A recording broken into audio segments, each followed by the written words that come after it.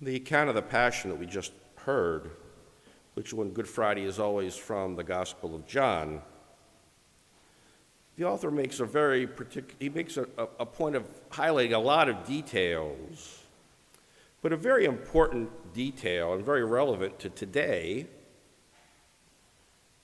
is that these events, the events of the Passion, occurred on the day of preparation, the day of preparation for Passover.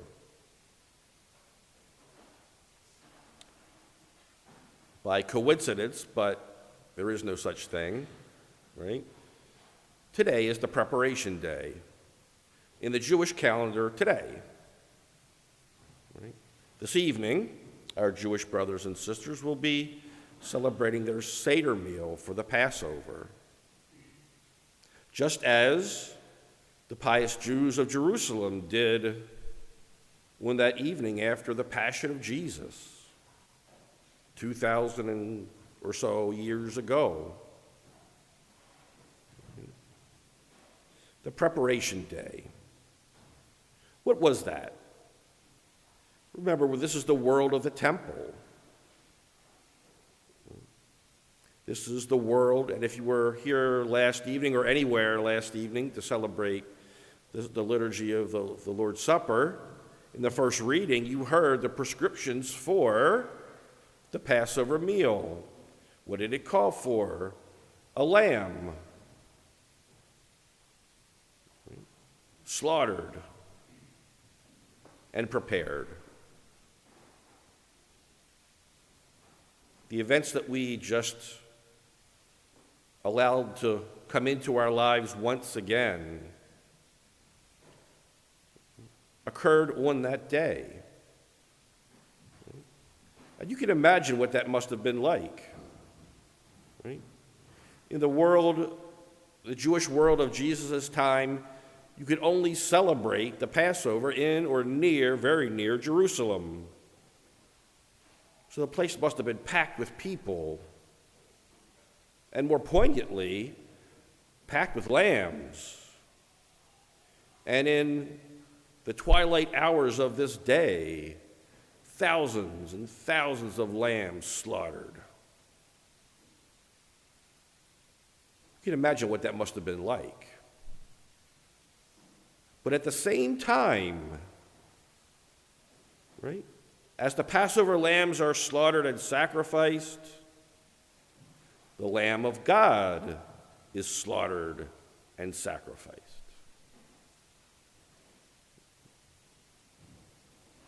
Therefore, these events that we celebrate, today especially, it's helpful to reflect upon them within the context of Passover. Because all those slaughtered lambs would have been prepared and consumed as part of the Seder meal that very night. Indeed, the disciples of Jesus, being pious Jews, probably did that. Imagine what must have been going through their heads, right? Because they had been traveling near the temple, all through Jerusalem, out into where the crucifixion occurred. While all these animals are being slaughtered, Jesus is being slaughtered. How could they not miss the connection? And then when they come together to celebrate the Seder, and they tell once again what? The story of the Exodus, the story of liberation from slavery, and the beginning of their journey to the Promised Land. Right? Could they not have missed the similarities between what they had experienced and what they knew from their tradition?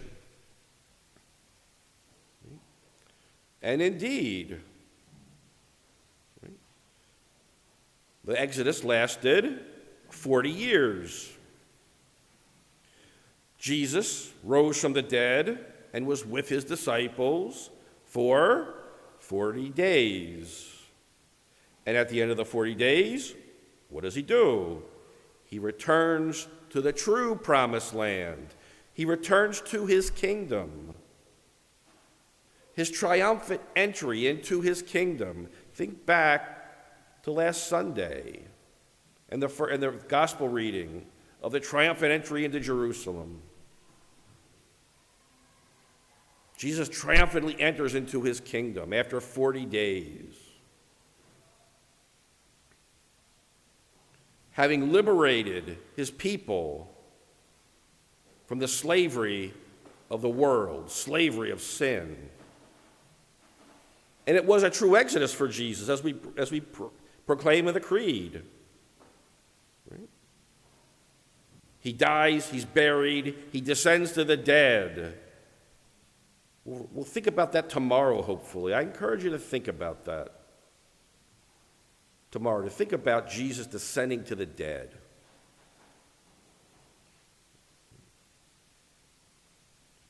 But today, we see the Lamb of God offered, sacrificed. You've probably seen paintings of the crucifixion. And indeed in the San Damiano cross. It's obliterated, unfortunately, but it's probably there too. What do you often see at the base of the cross? A skull and some bones. Why? Whose bones are they?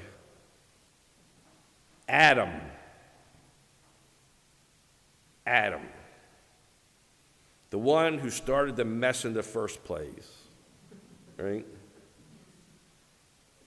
But what happens? And if you look at the San Damiano cross, this is a powerful witness of John's telling of the story. Look at how the blood is dripping down and running down.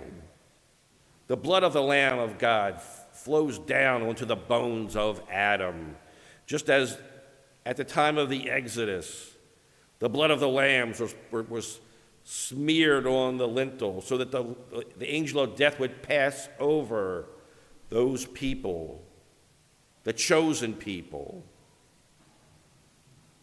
This is our Passover too. This is Adam's true Passover. This is our Passover.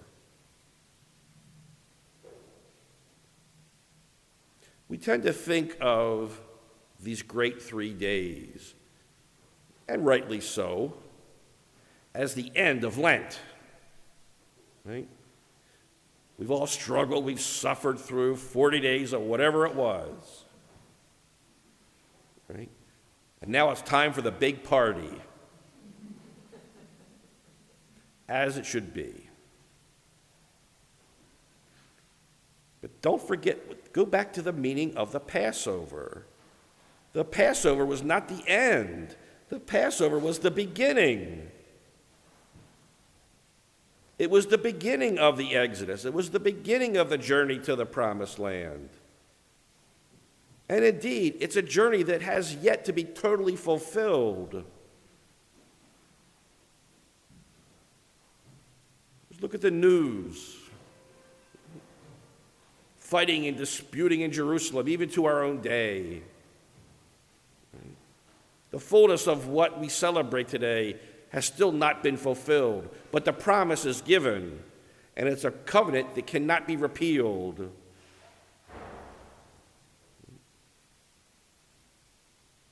This is not the end.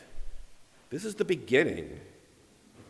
Having allowed the Paschal mystery that we celebrate today to come into our lives, to hopefully transform us in whatever way we need, and everybody's is different. We see this as the beginning of the journey towards the rest of our lives, towards the Promised Land, to the place where Jesus truly is the King. He is not the king of the world. Right? His kingdom is not of this place. We begin our journey. We begin our own exodus. We begin it with this, our own time of Passover. And we ask the Lord to continue to walk with us on that journey forward. with confident knowledge that God has given us all the gifts that we need for the journey. Last night, we heard that story of the Passover, right?